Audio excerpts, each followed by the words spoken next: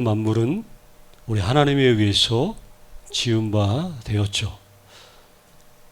다른 사람들은 몰라도 우리 예수 믿는 사람들은 여기에서부터 사실은 신앙이 출발하죠.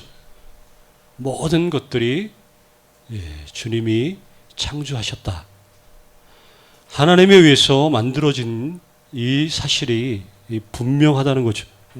그렇다면 자동적으로 뒤따라 나오는 것은, 그렇다면 지음을 받은 피조물들은 마땅히 지은 그 조물주를, 창조주를 당연히 찬양을 하고 당연히 섬겨야 하는데, 그런데 지금 상황을 보니까 창조주가 자기 땅에 오셨음에도 불구하고 알아보는 자가 없더라. 이게 요한복음의 설명이에요. 실제로 주님이 이 땅에 오셔서 말로만이 아니라 표적과 권능, 창조주로서 갖고 있는 그 영광스러움들을 계속해서 보여주시면서 증거하셨는데도 불구하고 그분을 몰랐다. 이거는 그만큼 세상은 하나님에 대해서 무지한 그러한 사람들이 사는 곳이다. 이게 성경이 말해주는 이 세상의 어떤 현실이다. 이렇게 우리가 알 수 있죠. 자, 창조주 하나님이 자기 땅에 오셨는데도 권능과 기적을 행해 주시면서, 보여주시면서까지 증거하셨는데도 알아보지 못할 정도로 어둠 가운데 있는 그런 사람들, 이러한 세상에 우리가 또 역시 우리도 살고 있다는 거죠. 우리의 삶의 무대가 여기 세상인데, 그렇다면 자, 직접 오셔서 설명하고 오셔서 나타내 주는데도 불구하고 알아보지 못하는 이러한 세상인데, 오늘날 우리는 그런 자들이 아니라 주님을 아는 자로 여기에 앉아 있다는 것, 이것이야말로 이거는 정말 기적적이고 놀라운 일이 아닐 수가 없다는 거예요. 우리가 삶의 무대가 이 세상인데, 그런데 나는 지금 예수를 믿는 사람으로 그 정체성을 가지고 있다. 이거는 누가 봐도 그럴 수 없는데 그랬다. 그러면 이거는 이미 내 의지와 내 그 어떤 영향력이 이미 벗어난 그런 부분이죠. 이거는 내 결심이나 의지로 이루어진 것이 아니라 누구에 의해서? 전적으로 하나님에 의해서 되어진 것이다. 이거를 우리가 고백하지 않는다면 이거는 기독교를 심각하게 비하시키는, 모욕하는, 왜곡하는 그런 일이 되는 거죠. 오늘 내가 예수님을 믿는 자로 여기에 있습니다. 그러나 그렇다고 해서 예수님을 아무나 믿는다고, 믿을 수 있다고 생각하면 천만의 말씀이죠.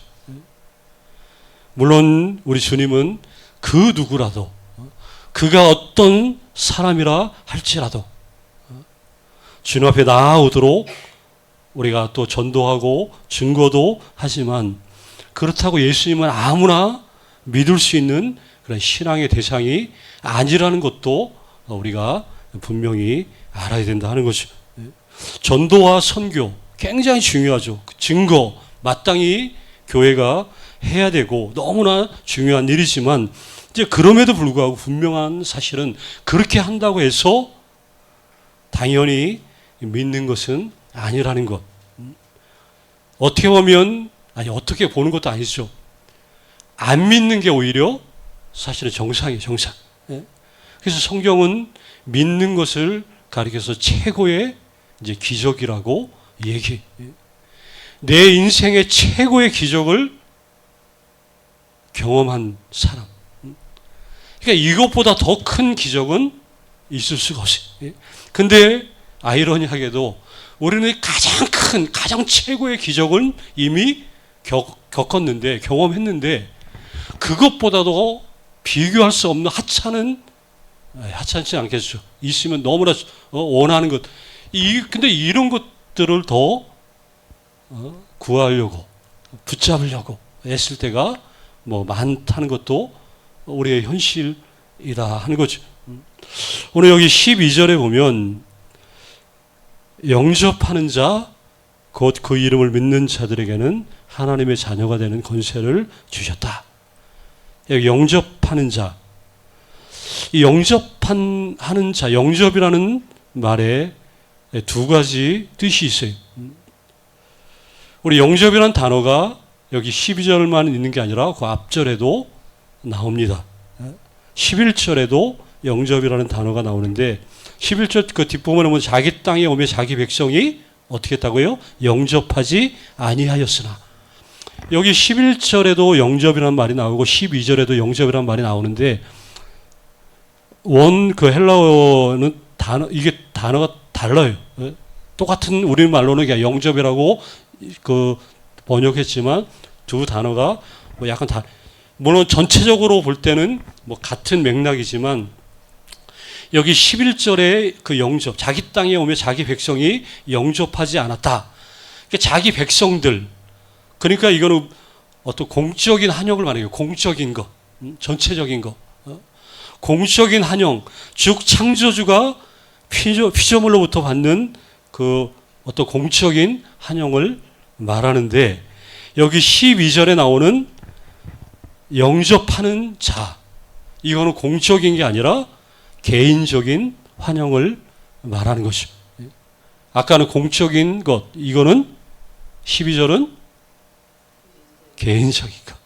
개인적인 것.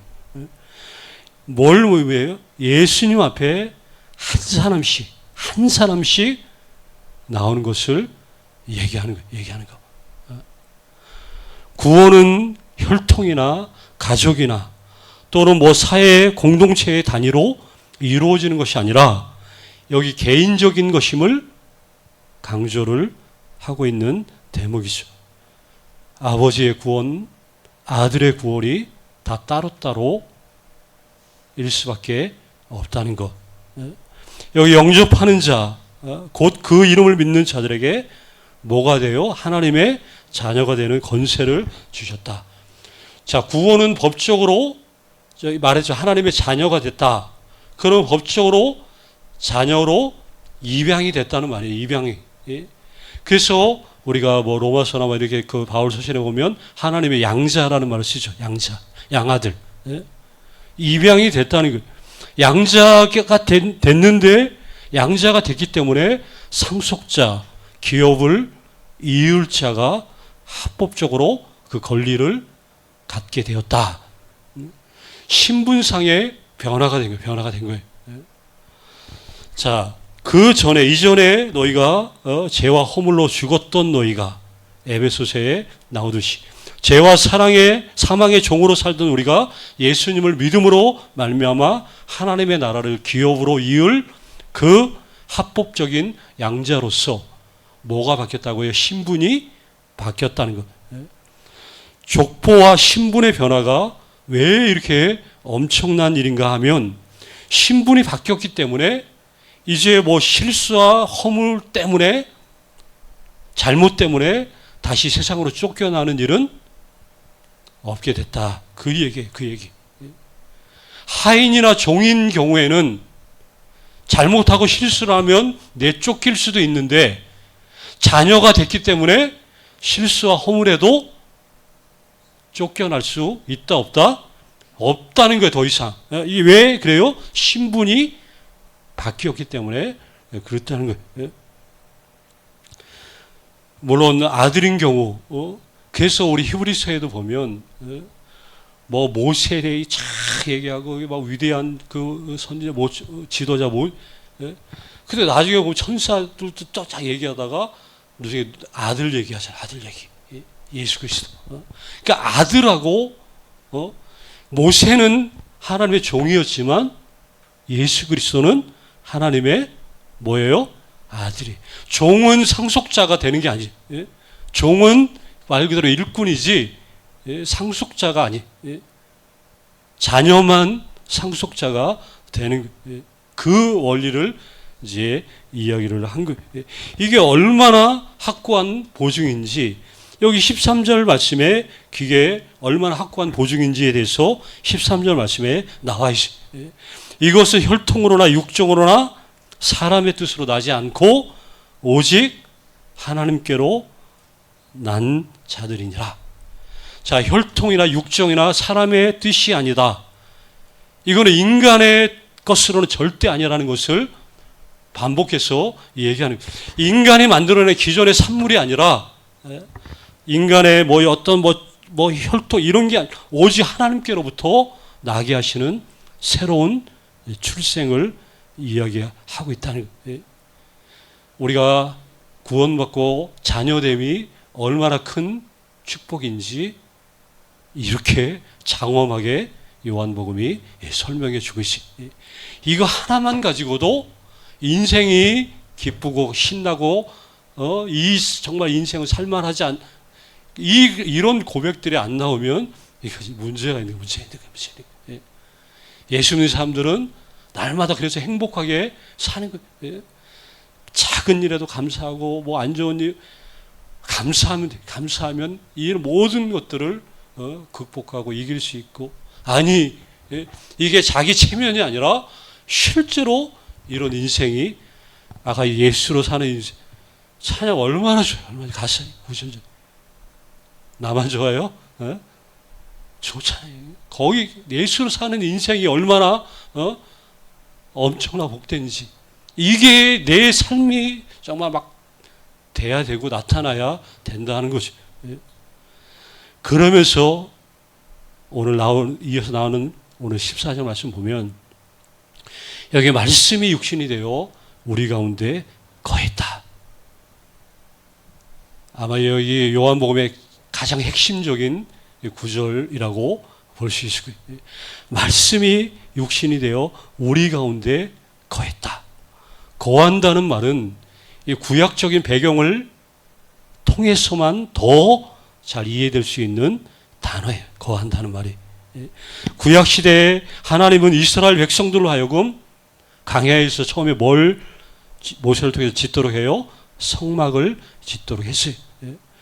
성막을 짓도록 하신 일은 어디에나 계신 하나님이 특별히 그들과 너희와 함께 하겠다고 하는 그 사인이에요. 사인. 그 표시로 성막을 짓도록 하셨어요. 그래서 출애굽 이후에 광야에서 백성들은 늘 이 성막 주변으로 진을 친 거예요. 12지파가 성막을 가운데로 3개씩 동서남북 3개 이렇게 장막 이렇게 진을 치고 그 가운데 자기들의 진영 가운데 정 가운데 성막을 세워놓은 거는 우리들 가운데 하나님이 함께 계신다. 이거를 눈으로 보고 알고 고백하고 확신하도록 하나님이 우리와 함께 계신다 알기는 잘하는데 이게 실감이 안 나는데 날마다 눈을 뜨면 제일 먼저 뭐가 보여요? 성막이 보이는 거예요. 그걸 보면서 하나님이 우리와 함께하고 계시는구나. 이거를 아는 거야. 이거. 그래서 하나님이 거하시는 성막 그 미슈칸이라고 그 히브리 단어가 이게 살다 거하다 이런 뜻을 가지고 있는 단어예요. 성막이. 그러니까 성막 자체가 단어만 봐도 성전의 참된 의미가 뭔지 알 수 있다. 성전은 제사 지나는 이게 아니에요. 하나님이 살다 하나님이 거하시 우리와 함께 거하시기를 그걸 갖다가 나타내 주기 위한 그래서 성전을 지은 것. 사도 요한이 말해 이 말씀이 우리 가운데 거하신다. 우리 가운데 성전을 우리 가운데 거한 말 그대로 예수 그리스도를 통해서 우리 가운데 하나님이 장막을 쳤다는 거. 장막을 쳤다는 거. 그러면 예수 그리스도를 통해서 하나님은 언제나 우리와 함께 하시는 분이다. 그러니 그분의 이름이 임마누엘이잖아요. 임마누엘. 우리 하나님이 우리와 함께 하기 때문에 옛날 이스라엘 백성들이 광야에서 장막을 치고 살았을 때 그 장막 한가운데 성막을 쳤고, 그런데 성막만 친 게 아니라 거기 성막을 쳤는데 출애굽기 40장에 보면 그 성막 안에 뭐가 가득 찼냐면 여호와의 영광이 가득 찼어요. 여호와의 영광이 가득 찼어요. 요한은 그 하나님의 영광을 목격한 사람. 사도 요한은 그 놀라운 광경을 실제로 목격해. 어떤 환상이나 꿈이라든가 이런 걸로가 아니라 직접 경이롭게 보았어요. 그래서 그가 먼저 본 하나님의 영광은 뭐냐? 여기 14절에 그대로 나오죠. 아버지의 독생자의 영광이었다. 예수님의 영광은 성부 하나님의 영광과 똑같은 동등한 영광. 그러면서 여기 요한복음이 말하는 여기 독생자, 아버지의 독생자의 영광이다. 독생자, 외아들이죠, 외아들. 그런데 뭐 외아들이라고 하니까 하나밖에 없는 뭐 아들 그런 개념보다 유일한 개념으로 봅니다. 유일한 분, 하나밖에 없는 뭐 요새 뭐 다 하나밖에 아들 하나밖에 요새 분들 그렇죠. 하나밖에 안 낳죠.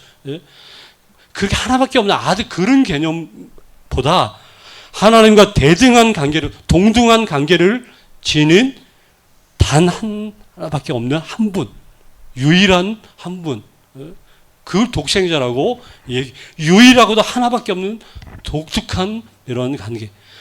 그래서 독생자의 영광은 누구의 영광과 똑같아? 동등하니 하나님의 영광과 똑같아. 그래서 성경을 보면서 하나님께서 여기 이스라엘에게 나타날 때 보면 항상 주의 영광이 나타났다는 표현을 구약에 보면 굉장히 많이 표현해 주고 있어요. 아까도 말했듯이 모세가 성막을 짓는 모든 역사를 마쳤을 때 거기에 하나님의 강림하심, 여호와의 영광이 충만해. 또 한 번 있어 솔로몬이 성전을 건축했을 때, 완공했을 때, 그때도 하나님의 영광이 성전 가운데 임하심. 예수님의 탄생 때에도 하나님의 영광이 두루 비쳤어요. 자, 지금까지 요한의 증거를 보면 빛이 어둠 가운데 왔는데 어둠이 깨닫지 못하는 그런 상황이었어요. 온 세상을 지은 그분이 왔지만 정작 지음을 받은 그 세계, 그 피조물들이 알아보지 못하는 무지와 어떤 무관심, 죽음의 그런 상태였었지만, 그러나 거기에서도 영접하는 자, 곧 그 이름을 믿는 자들이 있었다는 거예요. 이게 바로 누구예요? 나잖아요, 나. 우리들. 하나님께로부터 난 성령으로 거듭난. 그래서 우리가 그 영광을 보니까 그 안에 뭐가 충만해요? 은혜와 진리가 충만하더라. 은혜와 진리. 은혜는 너무나 잘 알죠. 값없이 선하신 의도로 우리에게 주시는 하나님의 총체적인 그 사랑, 다함이 없는 하나님의 그 친절한 그 사랑. 공로와는 전혀 정반대죠. 우리는 잘한 놈 칭찬해주고 뭐 잘한 사람한테 상 주고 이렇게 하지만 하나님은 그 공로하고는 전혀 상관없이 베풀어 주시는 게 은혜. 그래서 말하잖아요. 받을 자격 없는데 주어지는 게 은혜라고. 받을 만한 자격이 있어서 받는 거는 은혜가 아니라 그 대가라고 볼 수 있는 것이. 하나님은 이렇게 그리스도를 통해서 그 은혜를 우리에게 그냥 포커스처럼 쏟아부어 주시는 그런 분이시다. 그리고 그 안에 뭐가 충만해요? 진리가 충만하다. 진리. 가장 명확한 어떤 표준, 어떤 삶의 모든 근간이 되어지는. 다른 데서 답을 찾지 말고 그래서 그리스도 안에서 답을 찾으면 되는 거죠. 왜 그래요? 그분만이 진리이기 때문에 그렇다는 거예요. 이 상상할 수 없는 사랑과 긍휼과 인자와 은혜와 질 이런 모든 것들 여기 14절 말씀 그대로 말씀이 육신이 되어 우리 가운데 장막을 치시니까 우리가 그의 영광을 보게 되었고 그러다 보니까 그 영광을 자세히 보니까 그건 아버지의 독생자 하나님의 동등한 그 영광이요. 거기에 또 다함이 없는 은혜와 진리가 충만하더라. 그래서 그 영광을 본다는 것은 너무나 큰 축복이고 은혜라고 우리가 그래서 말을 한 것이 여기 예수를 믿는 신비, 예수를 믿는 그 환희, 그 감격, 그게 여기에 다 담겨 있는 거예요. 그 영광을 보니 은혜와 진리가 충만하더라. 구원받는 자의 그 복됨과 자부심이 이 말씀 속에 총체적으로 담겨져 있다는 거예요. 아까도 말했듯이 사람의 뜻으로가 아니라 오직 하나님으로부터 말미암아. 이렇게 구원은 정말 알아보지 못하는 그런 사람들 투성이인 이 어둠의 세상 가운데 우리가 그 주님을 영접할 수 있는 단계에 이르렀던 것 그리고 예수님의 이름을 믿고 그 믿음으로 하나님과 더불어 우리의 삶이 펼쳐지고 있다는 것 이게 우리의 예수 믿는 특권, 자부심 이 눈물겨운 자랑이라는 거 자랑. 그래서 이걸 더 알고 알면 알수록 우리의 믿음의 발걸음이 얼마나 소중하고 복되고 좋은 것인지 아침에 눈을 뜨면 주의 이름을 부르면서 눈을 뜨게 하신 하나님 안에서 또 나의 하루가 시작된다는 주일만 귀한 게 아니라 월화수목 금토일 다 누구의 날이라 그랬어요? 주님의 날이라는 거죠. 주님의 날.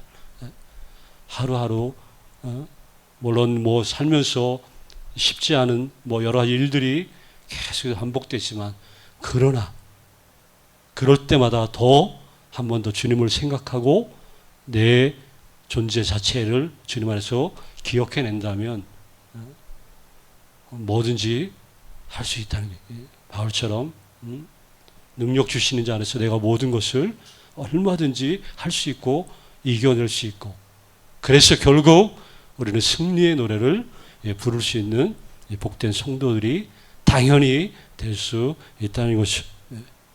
말씀이 육신이 되신 그분 때문에 이 삶이 가능함을 감사하면서